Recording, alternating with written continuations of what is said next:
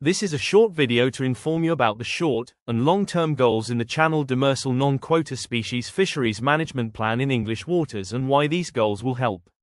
To understand the goals, it is important to first understand why Channel Demersal NQS was chosen for an FMP.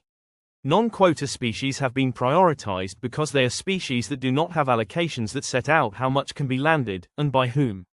The data is limited and many species lack comprehensive data collection programs or formal stock assessments. A short-term goal is to be expected to be completed within 1 to 2 years of the FMP being published. In the NQS FMP, a short-term goal is to introduce a minimum conservation reference size or MCRS for lemon sole to 25 cm, turbot to 30 cm and brill to 30 cm.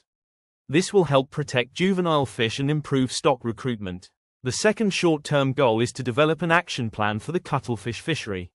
This will help promote recruitment of juvenile cuttlefish and increase egg survival.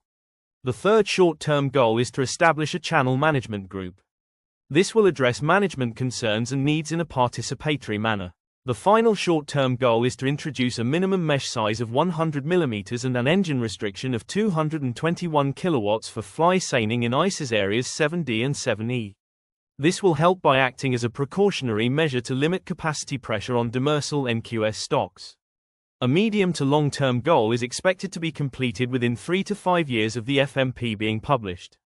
A medium to long-term goal of the NQS FMP is to monitor octopus catches and start a research plan for gathering data and managing the fishery. This will help to assess a potential future octopus fishery and potential impacts on other fisheries. Another medium to long-term goal is to consider further restrictions on fly seiners such as early adoption scheme for REM, time restrictions or seasonal closures, rope length and/or diameter restrictions, overall engine size limits and permitting schemes. This will help for precautionary management and to protect and reduce pressure on demersal stocks.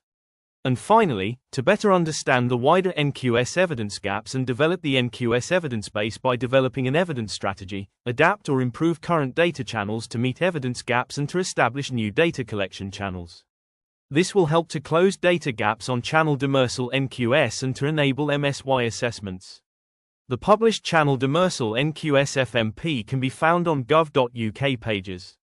For more information on the FMP or other FMPs you can email fmps@defra.gov.uk or fmp@marinemanagement.org.uk. And for regular updates on FMPs please see gov.uk, the FMP blog and the MMO's social media. The links can be found in the description section of this video. Thank you.